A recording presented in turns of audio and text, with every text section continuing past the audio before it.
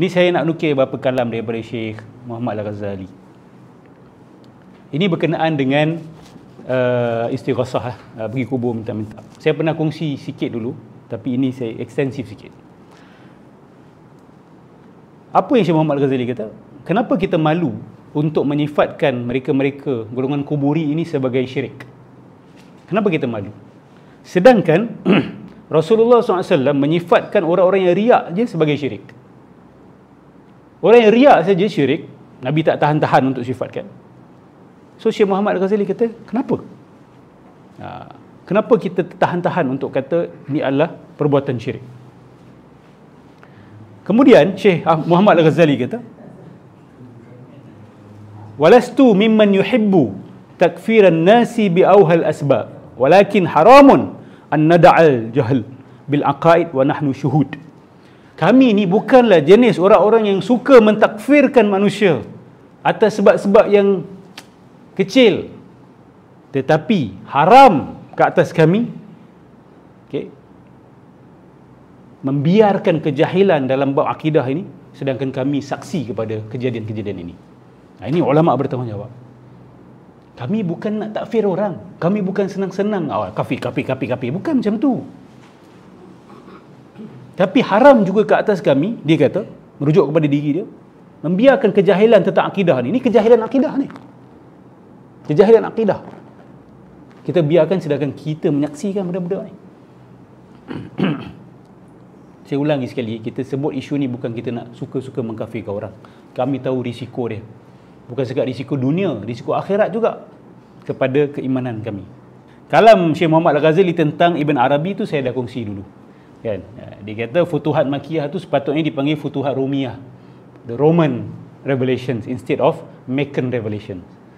Sebab teori-teori kat dalam tu sebenarnya datang daripada falsafah Rom, Yunani. Bahkan Syekh Muhammad Al-Ghazali menukil sebahagian kalam Ibn Arabi yang seolah mempertahan Trinity, dan cukup marah Syekh Muhammad Al-Ghazali. Dan saya tak tahu sama ada ulama Al-Azhar lain ada mengkritik Syekh Muhammad Al-Ghazali.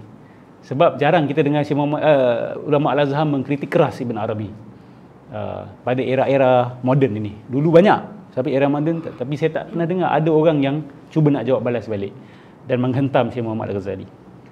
Tengok apa yang Syekh Muhammad Al-Ghazali kata di dalam kitab dia Hukukul Insan Baina Ta'alimil Insan wa Ilani Al-Umam Al-Muttahidah. Buku ni Syekh Muhammad Al-Ghazali membuat perbandingan tentang human rights pada pandangan Islam, pada ajaran Islam dengan Declaration of United Nations. Okay? So dia ni ulama yang luas pemikiran dia. So dia kata, intasharat ma'at tasawuf ad-dakhil 'ala al-ummah al-islamiyah suwarun min ar-rahbaniyati wa zilalun min al-juhl bil hayati ad-dunya wal 'uzuf an a'ba'iha wa mabahijiha jami'an. Tersebar bersama-sama dengan jenis tasawuf yang telah meresap masuk ke dalam umat Islam. Apa yang tersebar? Beberapa bentuk monastisism, rahbaniyah.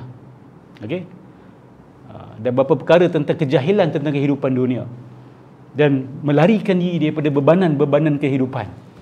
Ini satu perkara yang Syekh Muhammad Al-Ghazali banyak kritik. Dia kata banyak golongan sufi dekat Mesir ni, dia orang lari daripada kehidupan.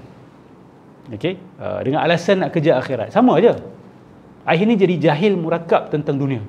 Itu tak tahu, ini tak tahu, macam-macam tak tahu. Cari ilmu pun malas. Jadi umat yang jahil, umat yang bodoh, umat yang lemah. Sehingga tersebar satu idea dalam agama, wa asbahatil fikra asy-syai'a 'anid din annahu adun, bahawa agama ni adalah musuh kepada kehidupan. Agama ni dia tidak merancakkan kehidupan. Sebaliknya dia buat kita slow down, bahkan meninggalkan dunia. Wa anna wazifatahu aula hiya i'dad an-nas li istiqbal ad-dar al-akhirah, bahawa tujuan pertama agama ni adalah mempersiapkan manusia untuk menghadapi akhirat dengan ritual-ritual tertentu, dengan perbuatan-perbuatan taat tertentu. Dan mereka ni tak malu untuk lemah dalam dunia ni. Bahkan mereka menganggap kelemahan mereka dalam muka bumi ini sebagai satu kebanggaan. Kelemahan tu sendiri kebanggaan. Yalah, kita kan kerja akhirat, kita bukan kerja dunia. Jadi memanglah kita kalah dalam segala bidang. Ini menunjukkan bahawa kita ni orang mukmin. Dia bangga tu dengan kelemahan tu. Lepas tu dia bawa hadis Nabi kata dunia sijnul mu'min wa jannatul kafir, kan? Bahawa dunia ni adalah penjara kepada orang beriman dan syurga kepada orang kafir. Jadi dia nak kata, biarlah dia orang ambil semua. Biar dia orang ambil semua. Pi kat depa, biar pi kat depa. Apa? Kan? Biar pi kat depa. Biar dia ambil semua. Kita biar sengsara, kan? Kita biar lemah. Kita biar dipijak, kan? Seolah-olah itu macam badge of honor pula. Sedangkan Allah kata, lillahil izzatu wa li rasulihi wa lil mu'minin. Kemuliaan itu adalah milik Allah, Rasul dan orang beriman. Mulia, maksudnya mulia dunia, mulia akhirat. Takkan kita hina kat dunia, kat akhirat kita mulia?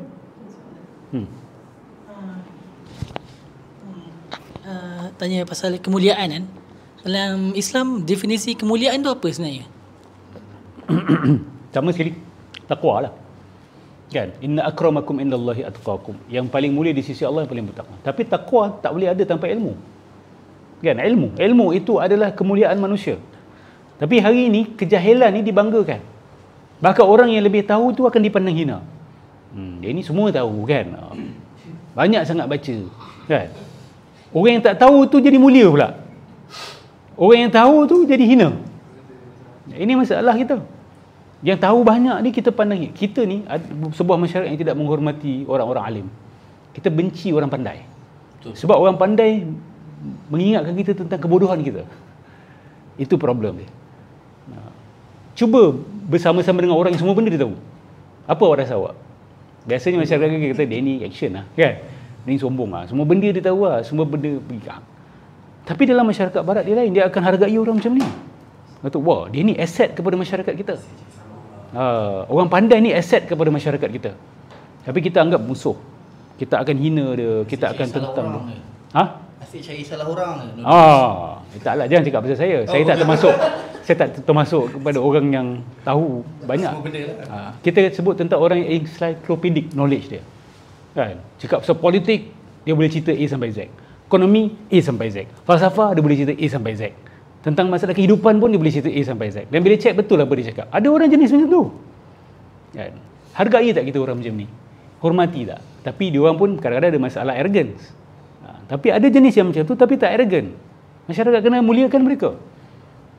Ni tak pandang hina orang macam ni, benci sebab dia mengingatkan kita tentang kebodohan kita.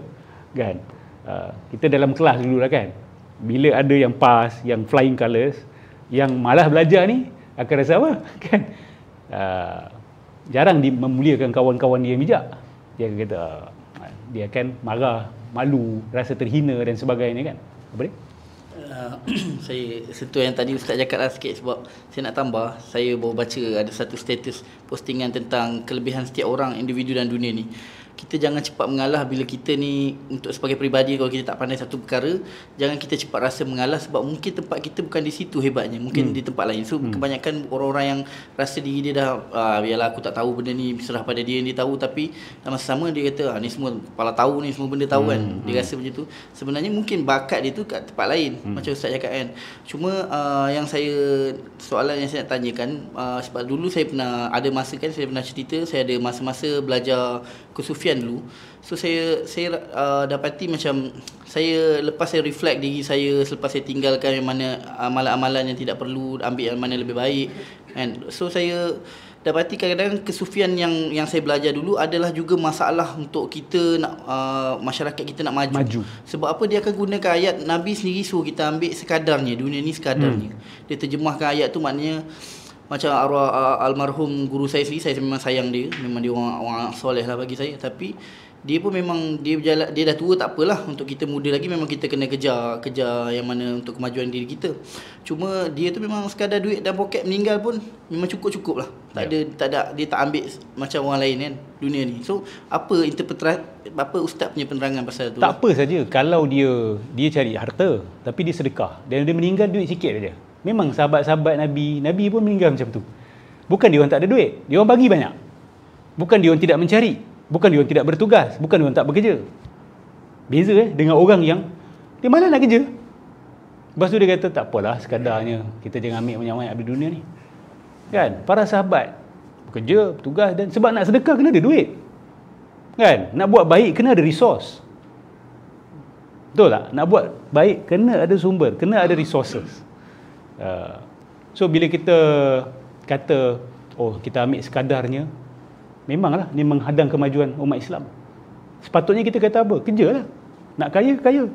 Tapi pastikan Allah dalam jiwa dan pastikan tujuan awak untuk bersedekah dan memajukan umat. Orang yang dapat bawa masuk 10 juta setahun dan bersedekah half of that, lebih baik daripada orang yang tak apalah, kita ambil sekadarnya dan tak dapat nak sedekah. Mana lebih baik? Let's think about it lah, logically kan. Siapa lebih baik? Orang yang boleh bawa masuk 10 juta dan boleh sedekah 5 juta dengan orang yang dia ambil sekadarnya sampai dia tak dapat nak sedekah pun, atau dia sedekah sangat sedikit sedangkan dia mampu sedekah lebih kalau dia bekerja lebih keras. Boleh menyumbang tu lah. Boleh menyumbang. Ilmu pun sama, kita ambil sekadarnya, perasan tak? Bukan sekadar harta. Ilmu pun sekadar apalah, cukup lah ni kan. Aku boleh survive, boleh kerja, cukup. Jadi budaya cari ilmu tu bukan kat sini lah, sini semua kuat cari ilmu, alhamdulillah kan. Boleh je pergi lepak, dah saya dah ada degree ustaz, saya dah ada kerja, nak belajar apa lagi kan. Saya dah selesai. Tapi belajar terus dan belajar skill-skill baru kan. Kalau awak bidang falsafah, kadang-kadang cubalah jenguk engineering tu apa kan. Kalau awak bidang architecture, jenguk-jenguklah apa itu sociology kan, apa itu biology. So kena bersilang-silang bidang ni supaya minda kita luas. Paling tidak duduk dengan pakar-pakar bidang ni, dengar. Jangan asyik, ustaz saya minat ni je lah ustaz, saya tak nak dengar benda lain. Tak apa, sometimes dengar sekali-sekala so you understand other people. Kalau tak, you dalam tempurung you sendiri. Asatizah yang tak dengar benda lain, dia akan terperangkap dalam tempurung dia macam katak. Hari-hari berbuat agama je cerita dia. Seolah-olah macam hidup semua manusia kena berkisar pada apa yang dia cakap.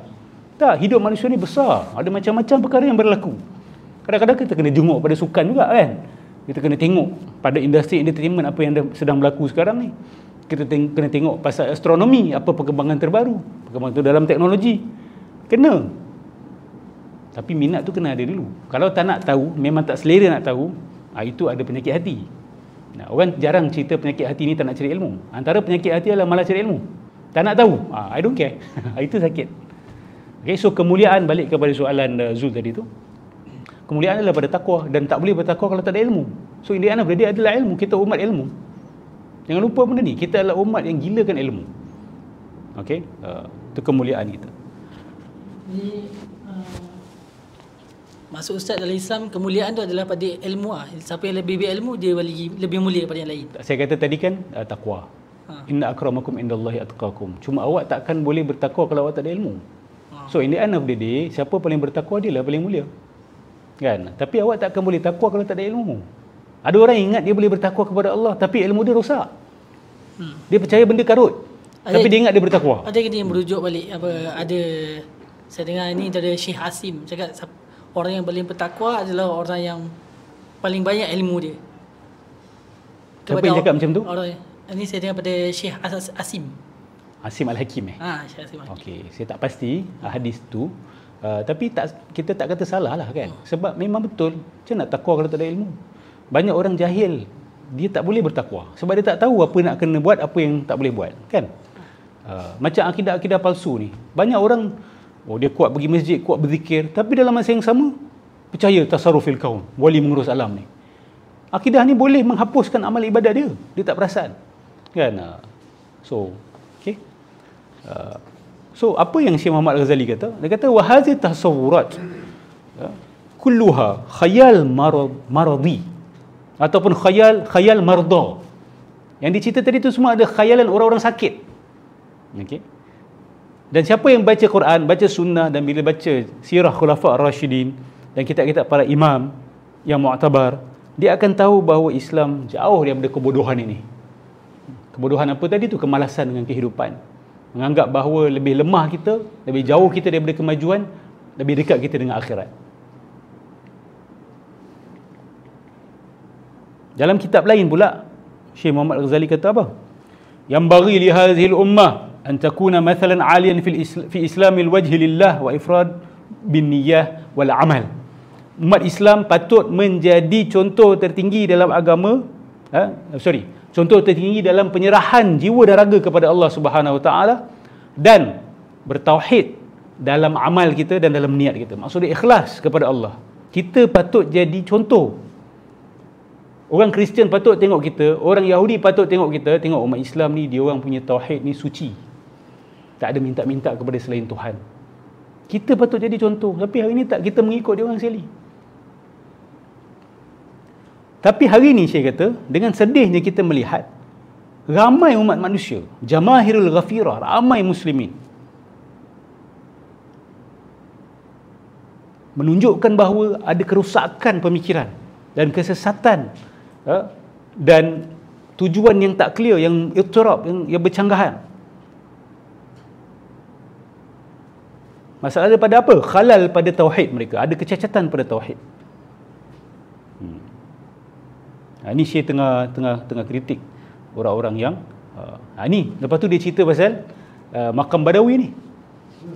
Bila disebut pasal rosak pada tauhid, dia kata tengoklah, setiap tahun 3 juta orang. Itu zaman dia. Sekarang ni kita tak tahu berapa ramai yang pergi ziarah makam Badawi. Saya saja nak tahu berapa banyak sebenarnya dia orang. Sebab dekat makam-makam ni dia ada sundukun nazar. Sundukun nazar ni dia letak duit, dia letak kertas, minta doa apa dan sebagainya kat dalam tu. Dan awak tahu tak, masjid-masjid sufi ni duit dapat lebih banyak. Okay? Sebab ada sunduk nazar tu. Dan jutaan, dan timbul isu tak audited. Itu lagi satu. Dan sebahagian duit-duit itu telah pergi masuk ke poket syekh-syekh tarikat. So dia orang mempergunakan, sebahagiannya ada yang menuduh ada yang menuduh sebahagian syekh-syekh tarikat ini atau tarikat-tarikat ini mempergunakan masjid untuk kekayaan mereka sendiri. Dia promote wali-wali ni, suruh orang pergi datang makam-makam ni, lepas tu masukkan duit, last sebahagian berapa percentage pergi kepada mereka. Tak. Ini artikel terbaru. Saya ada baca. Bila saya cek pasal sundukun nazar, saya nak tengok mana datang sundukun nazar ni. Dan macam mana datang adat orang campak baju lah, campak kain lah dekat dalam makam Imam Syafi'i. Apa dia orang minta sebenarnya? Dan rata-rata dia campak tu duit. Duit tu seolah-olah macam sedekah. Kan, nazar mereka kepada Allah. Tapi dia orang bagi kan, letak kat dalam makam tu. Tapi yang kasih kertas tu minta apa pula kan? Dalam kertas tu ada doa dan sebagainya. Apa Imam Syafi'i akan baca ke? So dia orang collect, dan timbul isu dekat Mesir sekarang ni tentang macam mana auditing duit-duit yang dicampakkan kat dalam, and it amounts to millions. Okay, millions. Malulah. Ini hina. Ini satu pandangan yang hina. Okay, orang bukan Islam yang fitrahnya salim, bila nampak benda ni tak teruja apa dah nak masuk Islam. Tak teruja apa dah. So Syekh kata, dia orang ni bila pergi makam Badawi ni, makam Ahmad Badawi ni, aku kenal mereka. Sebahagian mereka ni aku kenal. Laisu majhulin ladayya, orang-orang yang aku tahu. Dan bila aku cuba nak nasihatkan mereka, so dia cuba nasihatkan ulama, kawan-kawan dia. Aku melihat perbuatan mereka ni sepatutnya melayatkan mereka disebat dengan cemeti. Bukan sahaja ditegur dengan keras, dengan kalam kita, tapi patut disebat dengan cemeti.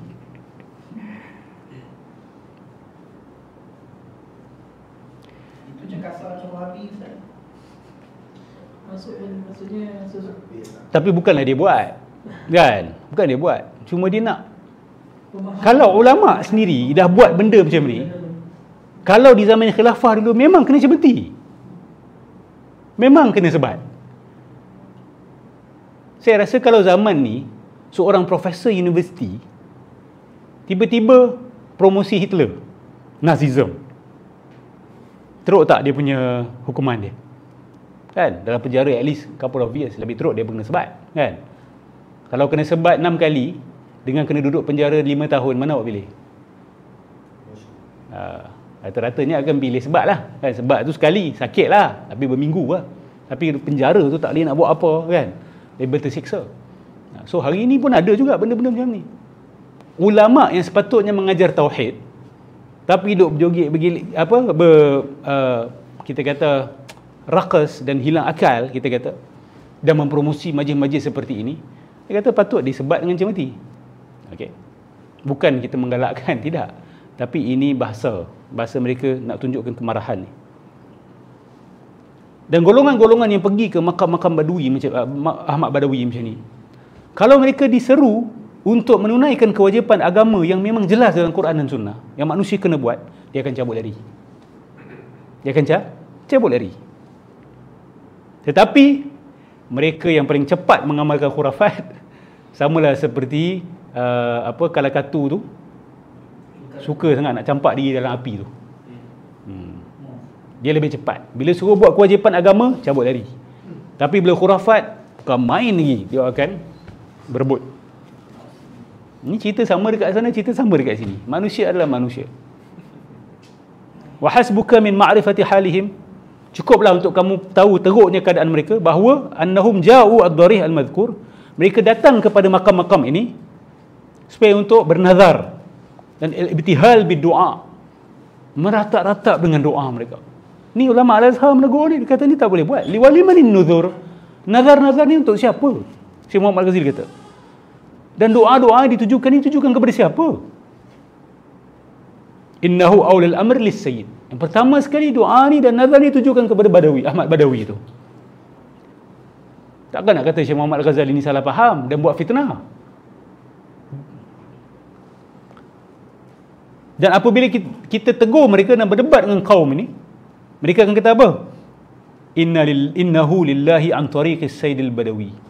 Sebenarnya akhirnya nazar kita dan doa kita ni untuk Allah, tapi melalui Ahmad Badawi. Okey? Sama. Wa aktsaru ulaikal mughaffalin laghatan yaqulu lak. Dan orang-orang jahil lalai ni kata apa? Kami kenal Allah. Kami bukan tak tahu. Dan kami tahu bahawa wali-wali ni adalah hamba Allah. Nampak? Macam dengar, macam kenal je kenyataan ni. Wa inna man nataqarrabu bihim ilaihi fahum athhar minna nafsan wa ala darajatan. Tapi kami sebenarnya mendekatkan diri kami dengan Allah melalui mereka, sebab mereka lebih suci daripada kami dan makam mereka lebih tinggi. Siapalah kami ni? Tiba-tiba dia bawa tawaduk pula, kan? Dia bawa tawaduk. Dan kalam ini, walaupun kita kata dia kena dengan hakikat orang yang cakap tu, memang betul dia orang ni kotor. Syekh Muhammad Zain nak kata memang betul lah dia orang cakap tu kami ni siapa, memang betul korang ni tak ada apa-apa. Okey. Dan dalam Islam juga adalah salah, ghalat fil Islam, salah. Allah Subhanahu Wa Taala tidak pernah meminta daripada kita untuk an-naji ma'ana bil akhirin liyahmilu anna hasanatina, kan? Tak ada Allah suruh kita untuk minta orang lain bawa kebaikan untuk kita, buat kebaikan untuk kita, atau liyastaghfiru lana, atau untuk minta mereka beristighfar untuk kita punya kesalahan. Kemudian Syekh Muhammad Al-Ghazali bawa satu ayat, am lahum syuraka syara'u lahum minad dini ma lam ya'zam bihillah.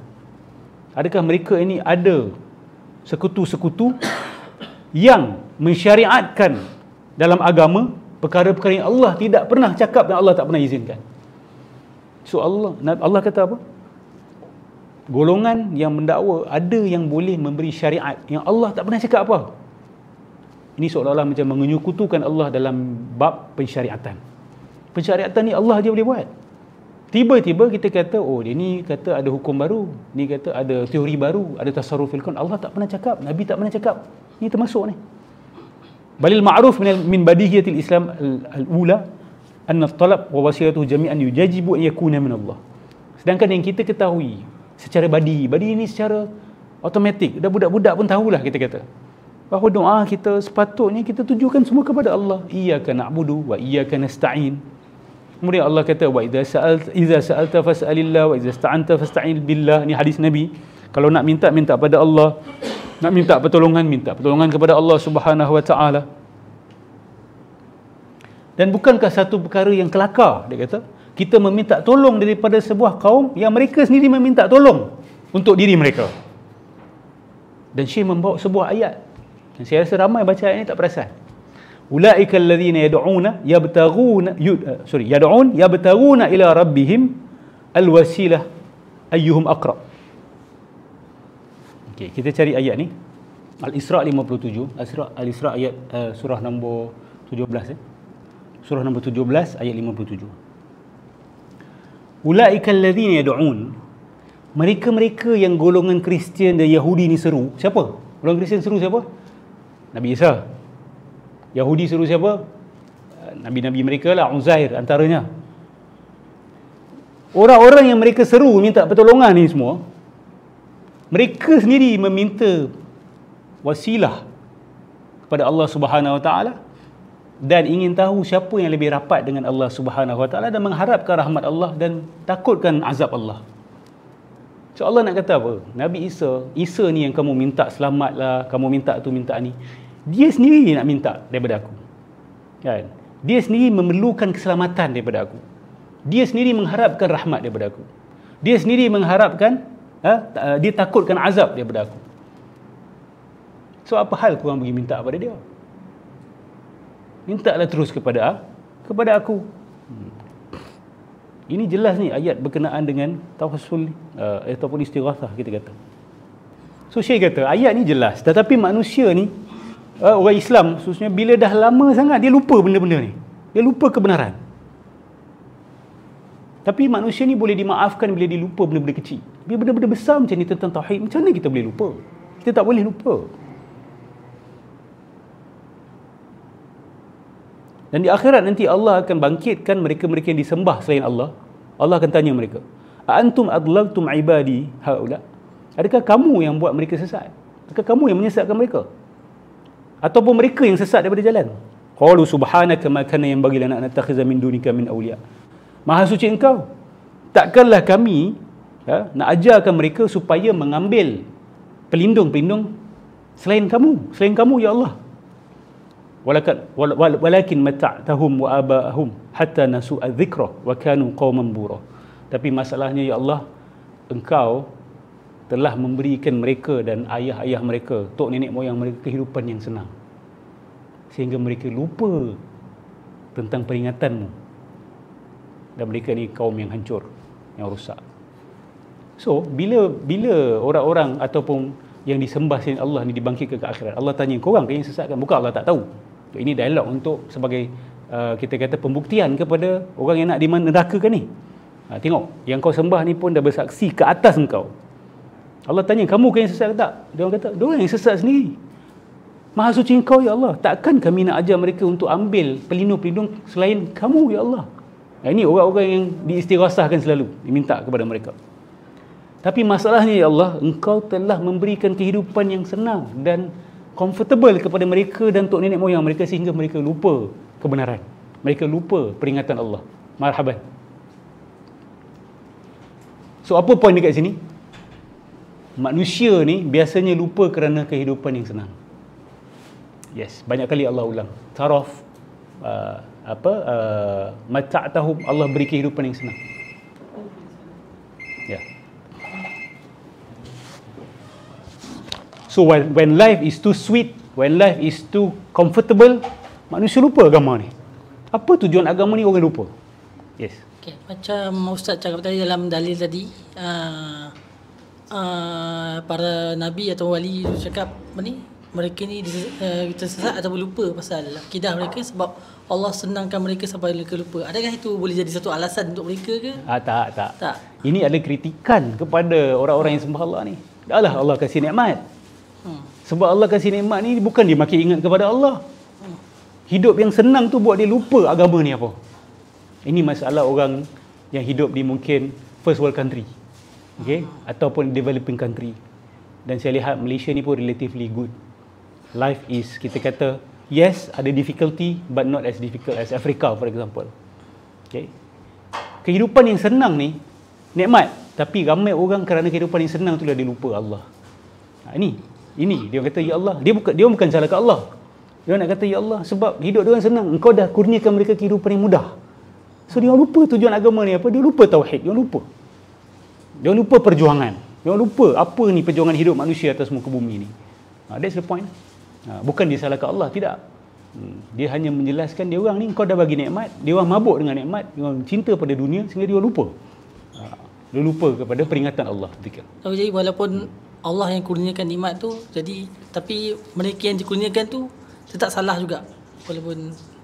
Okey, kena bezakan dua perkara. Allah kasih nikmat, Allah bukan sesatkan mereka. Allah bagi kita semua nikmat. Betul? Bukan Allah yang sesatkan. Allah bagi nikmat. Yang sesat mereka sendiri. Itu dia. Sebab tu dia orang kata apa? Mata'tahum. Allah, engkau beri nikmat kepada mereka sehingga mereka lupa. Bukan nak kata Allah yang buat dia orang lupa. Tidak. Sebab dia orang tidak bersyukur. Macam kita lah. Kita dapat nikmat, kita lupa. Nak kata Allah yang buat kita lupa? Tak.